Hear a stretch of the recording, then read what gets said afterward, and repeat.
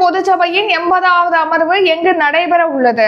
Answer அமெரிக்கால தான் இப்போ இந்த மந்த் செப்டம்பர்ல ஐக்கிய நாடுகள் பொதுச்சபை, அதாவது யுனைடெட் நேஷன்ஸ் ஜெனரல் அசம்பிளின்னு சொல்லுவோம், இதோட 80வது அமர்வு அப்படிங்கிறது நடைபெற இருக்கு. ஸோ இதுல நம்ம பிரதமர் நரேந்திர மோடி பங்கேற்கிறதா இருந்தது, இப்போ பங்கேற்கலன்னு சொல்லிட்டு தெரிவிச்சிருக்காங்க. அதுக்கு பதிலாக இந்திய வெளியுறவுத்துறை அமைச்சர் ஜெய்சங்கர் அவர்கள் பங்கேற்பாங்க. ஏன் பங்கேற்கலன்னா, இப்போ அமெரிக்கால வந்து நம்மளுடைய பொருட்களுக்கு வந்து 50% இறக்குமதி வரியானது விதிச்சிருக்காங்க. அதாவது ரஷ்யா கிட்ட நம்ம அதிகமா கச்சா எண்ணெய் இறக்குமதி செய்யறோம் அப்படின்னு சொல்லிட்டு குற்றம் சாட்டி, அது மட்டும் இல்லாம இப்போ தடையற்ற வர்த்தக ஒப்பந்தம் மேற்கொள்வதற்காக இந்தியாவுக்கும் அமெரிக்காவுக்கும் இடையே பேச்சுவார்த்தை நடக்குது. அதுல விவசாய பொருட்களுக்கு வந்து குறைவான வரியை வந்து இந்தியா விதிக்கணும் அமெரிக்க பொருட்களுக்குன்னு சொல்லிட்டு அங்க விரும்பியிருப்பாங்க அமெரிக்கா. சோ அதுக்கு வந்து இந்தியா மறுப்பு தெரிவிச்சதுனாலையும் இந்த வரியானது விதிக்கப்பட்டது அப்படிங்கிற மாதிரி தெரிவிக்கிறாங்க. சரி கவனிங்க, வெளியுறவுத்துறை அமைச்சர் ஜெய்சங்கர் அவர்கள் தான் இப்ப அமெரிக்காவில் நடக்க போற ஐக்கிய நாடுகள் பொதுச்சபையுடைய 80வது அமர்வுல இந்தியா சார்பில் பங்கேற்க போறாரு.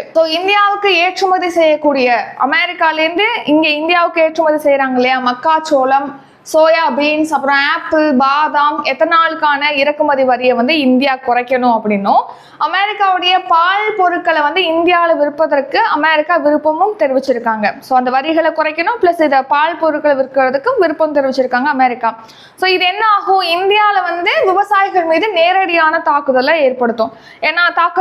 ஏன்னா இங்க நம்ம பொருட்களை வந்து வாங்குறது குறைஞ்சிரும், அங்கேருந்து அதிகமாக நம்ம இறக்குமதி செஞ்சோம் அப்படின்னா வரியை குறைக்கும் போது அதிகமா இறக்குமதி ஆகும் இல்லையா. அதனால இந்திய விவசாயிகளோட நலனை காக்கப்படணும் அப்படிங்கிறதுக்காக அதுக்கு ஒப்புதல் அளிக்கல இந்தியா. சோ அதை எடுத்துதான் இந்த வரியானது விதிக்கப்பட்டது அப்படிங்கிற மாதிரி தெரிவிக்கிறாங்க. அடுத்து பாத்தீங்கன்னா, இப்போ ஐக்கிய நாடுகள் பொதுச்சபை மாநாட்டுல நம்ம பிரதமர் மோடி பங்கேற்கல. இந்த வருஷம் இறுதியில் குவாட் மாநாடு நடக்க போகுது இந்தியா தலைமையில. அதுல அமெரிக்க அதிபர் டொனால்டு ட்ரம்ப் பங்கேற்க போகிறது கிடையாது அப்படிங்கிற மாதிரியும் தெரிவிச்சிருக்காங்க. குவாட் அப்படிங்கிறது அமெரிக்க அதிபர் டொனால்டு ட்ரம்ப். சரி, இப்போ குவாட்ங்கிறது பாத்தீங்கன்னா 4 நாடுகளை கொண்ட கூட்டம். இப்போ இந்தியா, ஜப்பான், அமெரிக்கா, ஆஸ்திரேலியா.